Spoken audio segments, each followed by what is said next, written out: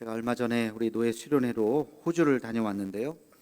우리나라에 이제 있다가 다른 나라 가서 이렇게 잠깐 있다 보니까 차이점이 확연하게 드러나는 것이 좀 있더라고요. 그 중에 제가 제일 가슴에 와 닿는 부분은 호주 사람들이 굉장히 여유롭고 친절하다고 하는 것이었어요.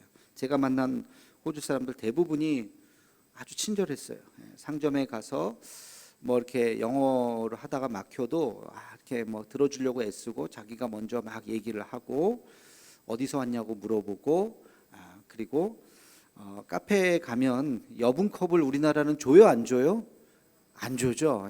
1인당 하나예요 막 그러는데 거기는 이렇게 쭈삣쭈삣 되니까 컵 얼마든지 몇 개 필요하냐고 그래서 똑같은 컵을 막 주고, 제가 운전을 했는데 좌우가 바뀌어가지고 처음에 약간 좀 어리어리했거든요. 근데도 빵빵거리지 않고, 우리는 한 3초만 이상이면 바로 그냥 어디선가 빵빵 굉장히 친절하는 거를 느꼈어요.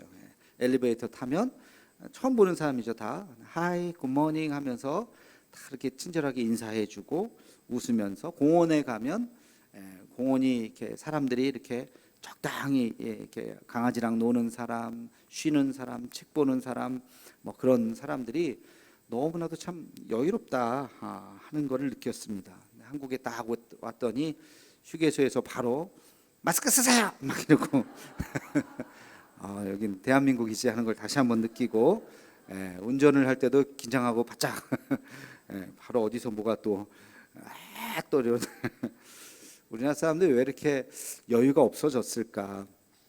2012년에 책 한 권이 나와서 굉장히 큰 반향을 일으켰던 책이 있어요. 독일에 있는 철학자, 한국 사람인데요, 한병철 교수님이 쓴 피로사회라고 하는 책입니다. 아마 얇은 책인데 좀 어려운 책이죠.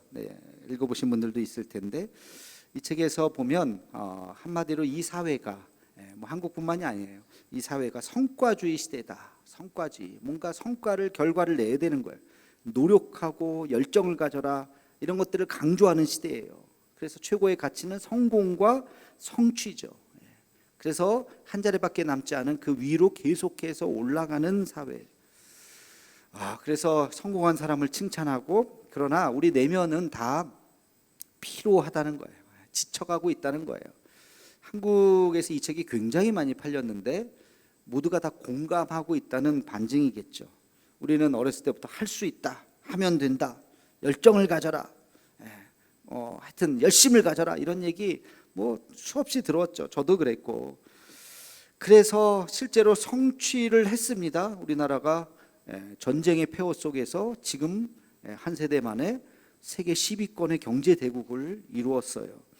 그러나 우리의 내면은 다 곪고 상처나고 아주 그냥 뭐 지치고 그런 모습이라는 거죠. 우리에게도 여전히 멋진 공원은 있어요. 그렇죠? 멋진 공원은 있습니다만 그곳에서 쉬는 사람이 없어요. 다 일해야 되니까. 심지어는 제가 어렸을 때부터 들은 얘기인데, 동네 공원은 학교 선생님이 맨날 종례 때마다 이야기해요. 그 공원 가지 마라. 공원에 가지 말라고 선생님이 광고를 합니다. 왜? 우범지대라는 거예요. 거기는 비행 청소년들이 가는 데니까 절대 그 공원 가지 마. 그 공원 가지 마. 그거 뭐하러 만들었어요? 학생들에게 공원 절대 가지 말라고 하는.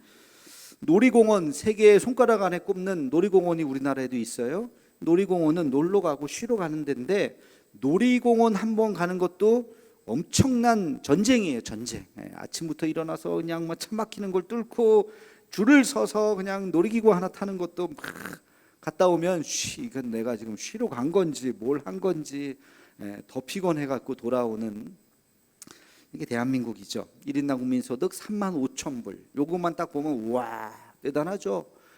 근데 이 35,000불을 얻기 위해서 20대 젊은이들은 연애를 포기해야 됩니다. 30대들은 자식을 포기해야 됩니다. 집 한 채를 얻기 위해서는 모든 것을 다 맞벌이로 올인을 해야 되죠. 은퇴가 어디 있습니까? 은퇴에도 뭔가를 일거리를 찾아서 60이 되고 70이 돼도 계속해서 일을 해야 1인당 국민소득 35,000불을 만들어내는, 그러니까 우리는 겉포장은 잘 돼 있긴 한데 속은 다 너무나도 지쳐간다는 거예요. 부정할 수 없는 뚜렷한 근거가 하나 있습니다. 우리 사회가 겉은 대단히 잘 사는 나라인 것 같지만 우리의 사람들의 마음은 공허하고 황폐하고 지쳐 있다는 그 근거가 뭐냐면 자살률이죠. 자살률이 OECD 국가 중에 제일 높죠. 우리 한번 보여주시면 OECD 국가 평균의 2.2배, 2003년 이후 지금까지 거의 20년, 19년 통계 중에서 2016년, 17년을 빼고서 1위를 지킨 나라가 우리나라예요. 저 표를 다음 표를 보시면 10대부터 50대까지 사망 원인이에요. 10대 사망 원인 첫 번째가 뭐예요? 자살. 20대는 뭐예요? 자살. 30대도 자살. 40대는 암. 2위가 자살이에요. 50대는 암과 자살. 그러니까 대부분 사람들이 죽는 이유 중에 뭐냐? 암도 있지만 암은 이제 뒤쪽으로 가면 갈수록 젊은 사람 다 자살이 1위입니다. 참 불행한 국가가 돼버렸어요. 자살 공화국. 그 다음 표 하나 보여주시면요, 대만이 19위, 일본이 40위, 한국이 50위. 그럼 뭘까요? 경제는 아닌 것 같고 50위면은 전 세계 50위면은 별로 좋은 게 아니죠. 저게 뭐냐면 작년 2021년 유엔이 발표한 세계 행복 보고서 행복 지수입니다. 행복 지수에서 우리는 일본보다도 한참 아래인 50위예요. 경제 대국은 경제는 세계 10위권인데 우리가 다 그렇죠. 잘 살면 행복할 거라고 생각하잖아요. 그죠? 돈 많이 벌면 행복할 거라고 생각해서 우리나라가 열심히 일했어요. 그래서 세계 10위권 국가가 됐어요. 그러면 행복 지수도 그 정도 돼야 될 텐데 행복은 아니에요. 더 불행해요. 이 역설을 지금 우리는 경험하고 있습니다. 자살의 원인에 그 기저에 깔려 있는 것이 뭐냐면 여러분 다 알듯이 우울증이죠. 우울증이 이제 한계치에 다다르면 자살을 하게 되는 거예요. 자살은 어느 날 갑자기 오지 않아요. 그냥 충동적인 자살. 잘 사는데 갑자기 자살하고 싶겠어요? 아니에요. 어느 날 그 쌓여 있는 것이 내 임계점을 넘으면 나도 모르게 자살하게 되는 것이죠. 한 시간에 2건의 자살이 지금도 일어나고 있다 그러잖아요. 그러니까 지금 예배드리는 이 한 시간 동안 대한민국 어디서 누군가는 목숨을 끊을지도 몰라요. 여러분, 이 우울증이라고 하는 것은 우울감에서 시작하는 거예요. 우울감은 사실 누구에게나 있어요. 우리가 밥 안 먹으면 배고픈 것처럼 누구나 살면서 약간의 우울감이 있을 수가 있어요. 날씨가 좋지 않는다든지 뭐 여러 가지 이유로 우울감이 있을 수 있어요. 근데 곧 회복이 됩니다. 이 회복력이 그 사람의 행복 지수를 이야기하는 거예요. 근데 우울감을 제대로 컨트롤하지 못하면 이게 우울증이 되죠. 이 우울증을 제대로 고치지 못하면 나중에 죽을 수도 있다는 것입니다. 대한민국은 이런 집단적인 우울증에 빠져 있다고 해도 과언이 아니에요. 이걸 어떻게 풀 수 있을까? 정치가가 풀 수 있을까? 정치가는 법과 제도를 만들겠죠. 그러나 법과 제도로 이걸 어떻게 치유하겠어요? 인간의 감정까지 컨트롤하지 못합니다. 경제 전문가가 더 잘 살게 하면 더 잘 살았잖아요. 더 잘 살수록 더 불행해지는 이 역설을 어떻게 설명하겠냐고요. 의사가 이거를 뭐 해결할 수 있겠어요? 의사는 이미 벌어진 병을 고칠 수는 있을지 몰라도 이 병을 처음부터 이 병이 일어나게 하지는 못하는 것이죠. 여러분, 이 집단적인 이 우울감을 고칠 수 있는 것이 뭘까? 이것은 바로 신앙의 영역입니다. 여기에 종교의 역할이 있는 거예요. 여기에 우리 예수 믿는 사람들이 이런 세상 사람들하고 다른 모습을 우리는 가져야 되는 것이죠. 대한민국의 집단 우울증을 해결할 수 있는 유일한 방법은 저는 오직 신앙이라고 믿습니다. 그 신앙 중에서 무엇이냐? 구체적으로 감사예요.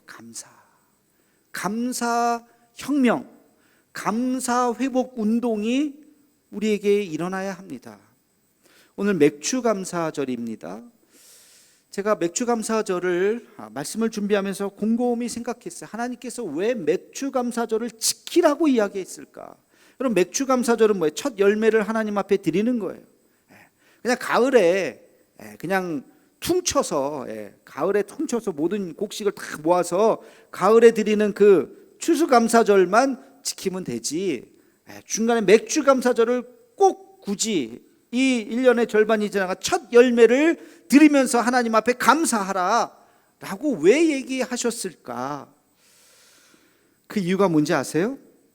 여러분, 감사를 할 때 비로소 의미가 생기기 때문에 그렇습니다. 우리가 하나님 앞에 감사합니다라고 고백할 때 비로소 하나님께서 우리에게 베풀어 주신 은혜가 은혜로 다가오는 거예요.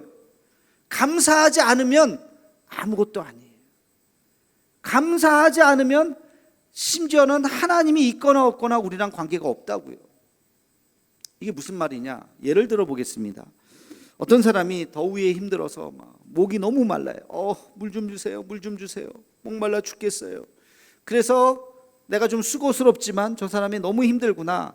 그래서 우물가에 가서 물을 잘 준비해서 그 사람에게 줬어요. 벌컥 마셨어요.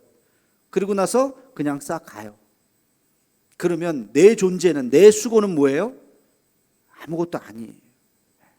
그냥 자기가 목마르다 그래서 내가 수고하고 물을 줬는데 마시고 그냥 쓱 가버렸다? 그러면 내가 열심히 노력한 것은 의미 없는 거예요. 그런데 그 사람이 마시고서 너무 감사합니다. 나 죽을 뻔했는데 이렇게 애쓰셨군요. 너무 고맙습니다. 이 은혜를 어떻게 갚을까요? 감사합니다. 그러면 여러분의 그 수고가 의미가 있어요, 없어요? 의미가 있는 거예요. 그래, 내가 힘들었지만 할까 말까 고민했지만 그래도 내가 잘했구나. 저 사람이 저렇게 고마워하는 거 보니까 내가 잘했구나. 보람도 있고 내 존재가 의미가 있는 것이죠. 하나님께서 우리에게 그걸 말씀해 주시는 거예요. 감사해라. 감사할 때 좋은 날씨를 주셨구나. 일기를 주셨구나. 우리에게 이렇게 씨앗을 주셨구나. 이 첫 열매를 하나님께서 해주셨구나. 하나님 감사합니다 하고 하나님 앞에 그것을 고백하라는 거예요. 그 마음으로 살 때 너희의 삶이 더 풍성해지리라.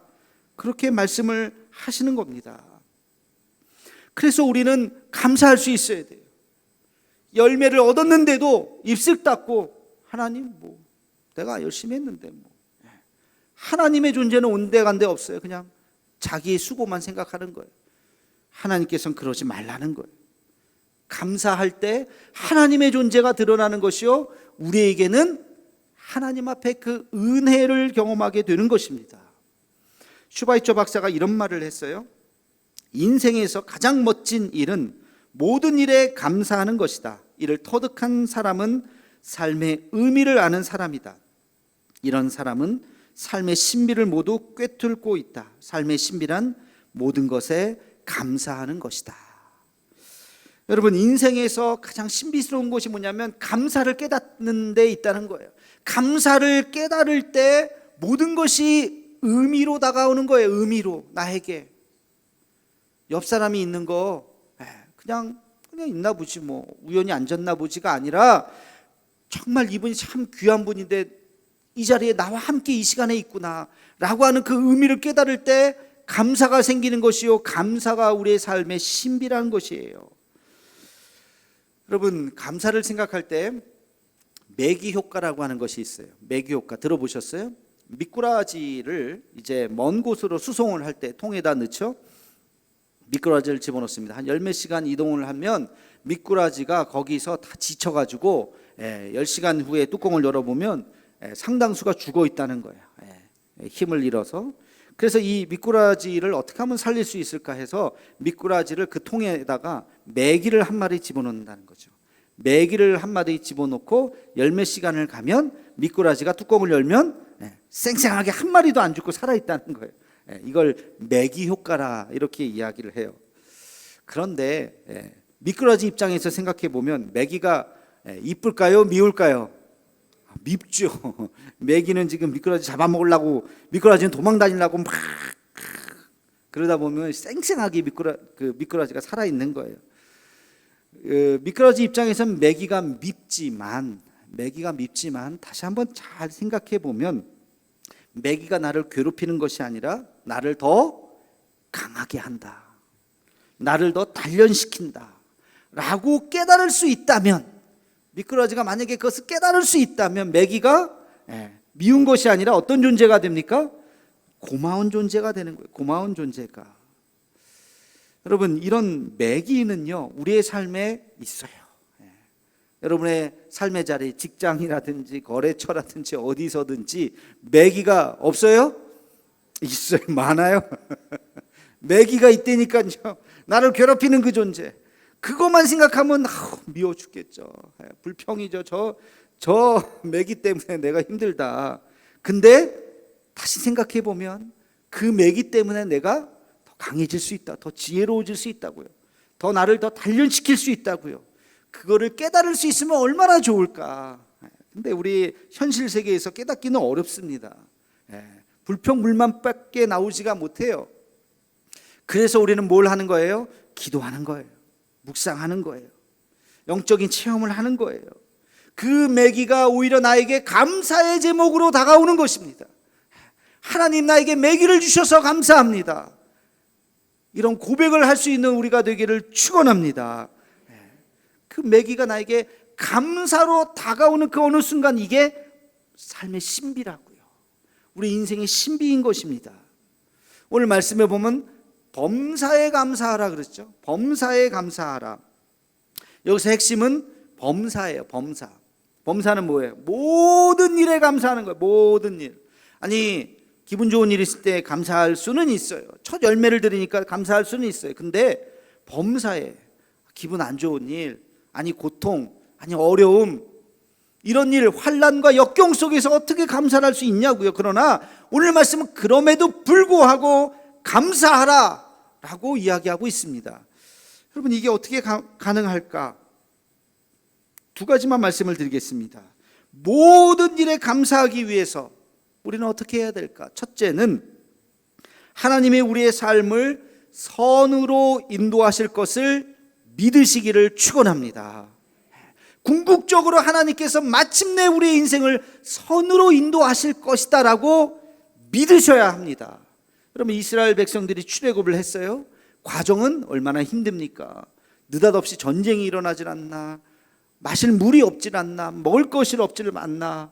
여러분, 이 광야의 생활이라고 하는 것은 그냥 2박 3일 체험만 해도 힘든데, 그 광야에서 계속 몇십 년을, 40년을, 이거는 말할 수 없는 고통이에요. 그러나 여기서 우리가 살다가 죽는 것이 아니라 궁극적으로 약속의 땅 가나안으로 갈 수 있다라는 믿음을 누가 가졌어요? 모세는 가졌다고요. 우리가 여기서 끝나는 것이 아니라 마지막 가나안 땅으로 갈 수 있다라고 하는, 마침내 승리할 것이라고 하는 그 믿음을 가질 때 이 어려움을 이겨낼 수 있다는 것이에요. 그럴 때 이것이 지금 현재 불행이라고 생각되지만 불행이 아니라 과정이다, 하나님의 연단이다, 이길 수 있다라고 하는 믿음을 가질 수 있는 것입니다. 전광 목사님이 쓰신 책이 하나 있어요. 감사가 내 인생의 답이다 라고 하는 책이 있습니다. 저 책은 그 평생감사라는 책을 쓰고 나서 그 책이 굉장한 센세이션을 일으켰죠. 그 책의 일종의 후속작이라고 볼 수 있는 최근에 나온 책이에요. 그 평생감사를 체질화해서 변화된 사람의 수많은 사람들의 간증을 묶은 책이 바로 저 책인데요.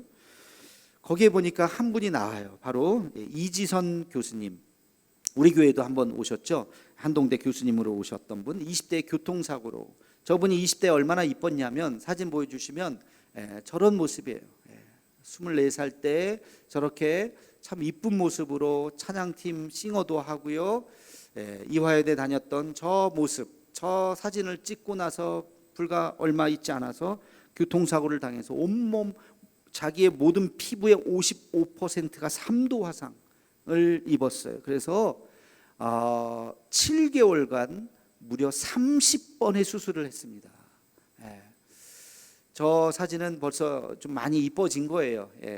2000 몇 년인지 제가 정확하게 모르, 힐링 캠프에 나와서 저 방송이 이제 방영이 되고 전국적으로 유명해지셨죠. 근데 그 수많은 수술 중에 손가락을 잘라야 되는 수술이 있었답니다. 손톱 밑에 그 한 마디를, 엄지손가락 빼고 8마디를 다 잘라야 되는 수술이에요. 수술을 하고 나서, 저게 저분의 손인데요. 수술을 하고 나서 뭐라고 엄마한테 뭐라고 얘기했는지 아세요? 엄마, 더 많이 자르지 않아서 감사하지. 그랬다는 거예요. 그러면서 자기가 너무 정말 차라리 그냥 왜 살았지? 매일매일 드레싱을 하는데 그 고통이, 그 어떤 진통제를 먹어도 그 고통이 막 사라지지가 않는 거예요. 아시잖아요, 여러분. 이 그 화상의 고통이 제일 크다고 하는 거. 그랬는데 내가 감사하지 않고는 살아갈 수 없다는 거예요. 그래서 하루에 한 가지씩 감사를 찾아보았답니다. 짧아진 손가락이었지만 내가 그래도 숟가락질을 할 수 있구나, 밥을 내가 먹을 수 있구나, 감사하네. 엄지손가락이 살아있어서 단추를 내가 끼울 수가 있어서 감사하네. 환자복 단추를 내가 끼울 수 있어서 감사하네.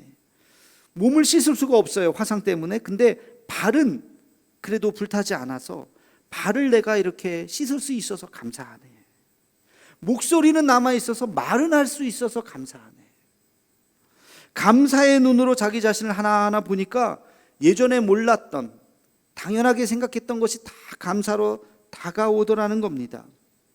몇 달 동안 침대에 누워서 꼼짝도 못하고 대소변을 다 받아내야 되는 그 상황 속에서 어느 날 일어나서 자기가 병실에 있는 그 화장실, 뭐 불과 몇 걸음 되지 않잖아요.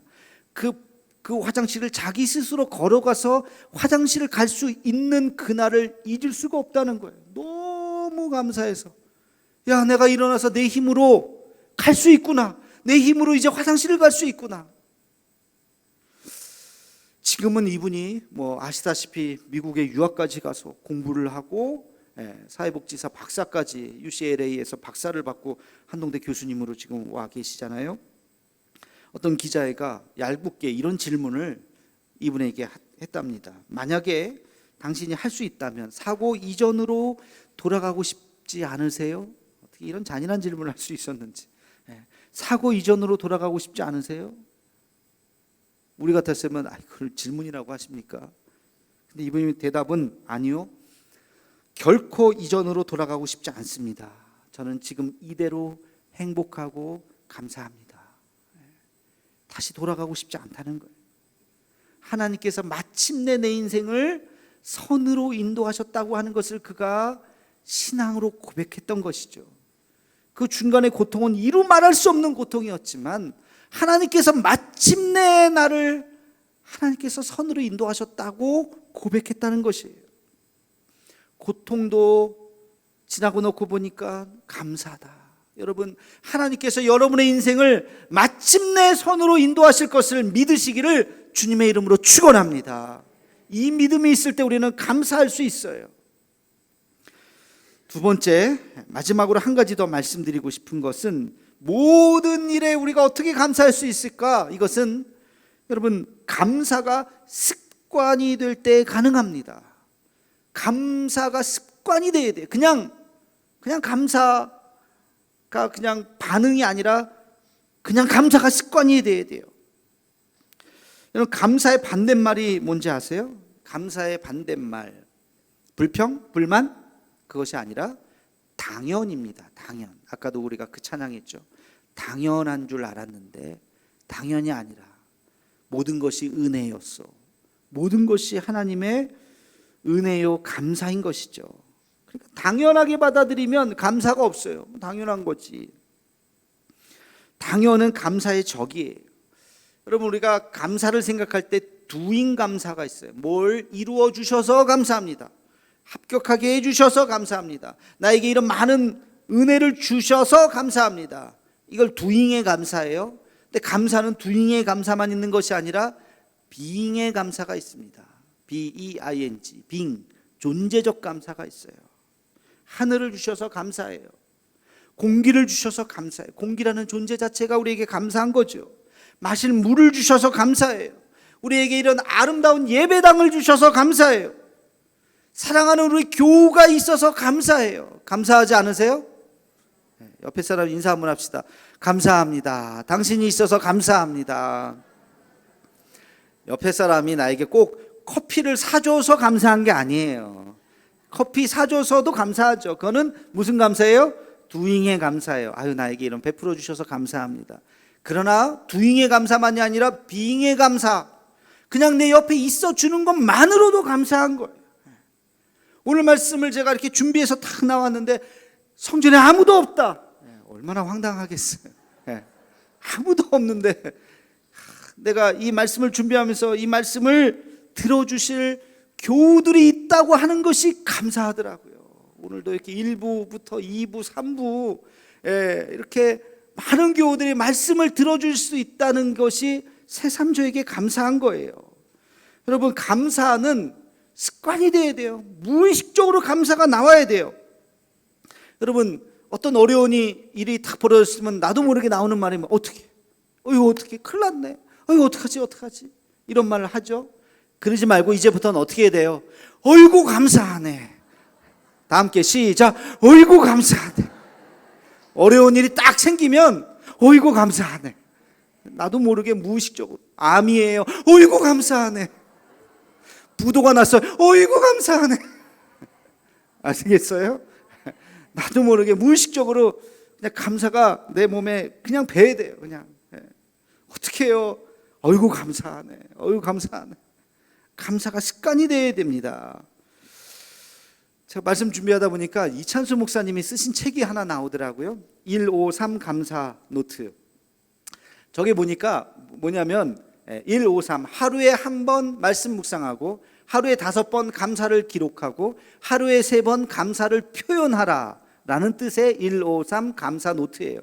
저 책은요 아무것도 없어요. 그냥 자기가 일기장처럼 쓰는 거, 빈칸만 이렇게 밑줄만 쳐져 있는 거예요. 뭐 저 교회 사람들은 다 샀겠죠. 비싸더라고. 한 10,000원 정도 하는데 우리는 살 필요는 없고요. 제가 저 말씀 준비하다가 저 책을 이제 보게 됐는데 이거다. 역시 탁월하네. 이찬수 목사님 역시 탁월하네. 저걸 저도 이제 제작을 하려고 그래요. 그래서 우리 교우들에게 나눠드릴 거예요. 하루에 5가지 감사 제목을 적는 거예요. 오늘 맥주 감사 주일이죠. 오늘부터 언제까지? 추수 감사 주일까지. 한 5달, 6달 정도 여러분들 감사를 한번 적어보세요. 감사는 놀라운 역사를 일으키게 되는 것입니다. 여러분, 감사는 따라해 볼까요? 감사는 나를 행복하게 하는 습관입니다. 감사는 모든 질병을 고치는 습관입니다. 감사는 내 삶에 기적을 일으키는 습관입니다. 할렐루야. 그렇습니다. 여러분, 감사는 나를 행복하게 해요. 감사한데 비교 의식이 어디 있겠어요? 그냥 감사한 거예요. 감사는 모든 질병을 고치는 것입니다. 제가 어느 책에 보니까요, 감사할 때 나오는 우리 몸에 그 좋은 그 에너지 있잖아요. 그 뭐 엔돌핀이라든지 이런 것들이 염증을 잡아준답니다. 실제로. 그래서 감사가 우리 몸을 치유하게 되는 거예요. 감사가 기적을 일으키는 거예요. 여러분, 그래서 정말 감사의 운동이 일어나야 돼요. 그래서 저는 아까 얘기했지만 감사 혁명이 교회로부터 일어나야 된다. 그냥 감사합니다. 모든 게 감사합니다. 불행도 감사합니다. 부도도 감사합니다. 감사가 내 몸의 체질이 되어야 되는 것이에요. 맥주 감사절을 우리가 맞이하면서 우리 집단적인 우울감에 빠져있는 이 대한민국을 다시 한번 안타깝게 생각하면서 이걸 치유할 수 있는 방법이 무엇이냐? 감사밖에 없다. 감사. 매일매일 여러분의 감사거리를 5가지 감사를 한번 적어보시고 그 감사를 표현해 보시고 감사합니다. 감사합니다. 사줘서도 감사하고 사줬는데도 감사 안 하는 분이 있어요. 그러면 안 돼요. 여러분, 밥 사주면 기억했다가 아유 감사합니다, 잘 먹었습니다 해야지. 그거 안 하는 분들이 근데 안 사줘도 그냥 감사한 거예요. 오늘 내가 당신 만날 수 있어, 이런 대화를 할 수 있어서 감사하고, 오늘 제가 이런 설교회 할 수 있어서 감사하고, 오늘 설교를 들어주셔서 감사하고, 이런 감사의 운동, 아니 감사의 혁명으로 정말 우리 모두가 기쁨과 감사로 살아가는 우리 대도의 가족 되기를 주님의 이름으로 축원합니다. 기도하겠습니다. 사랑의 하나님, 맥주 감사절을 보내며 우리에게 다시 한번 감사를 가르쳐 주셔서 감사합니다. 어떤 상황 속에서도 감사를 잃어버리지 않게 하여 주옵시고, 하나님을 신뢰하며 감사가 습관이 되어 감사가 기적을 일으키는 놀라운 역사가 있게 하여 주옵소서. 예수님의 이름으로 기도하옵나이다. 아멘.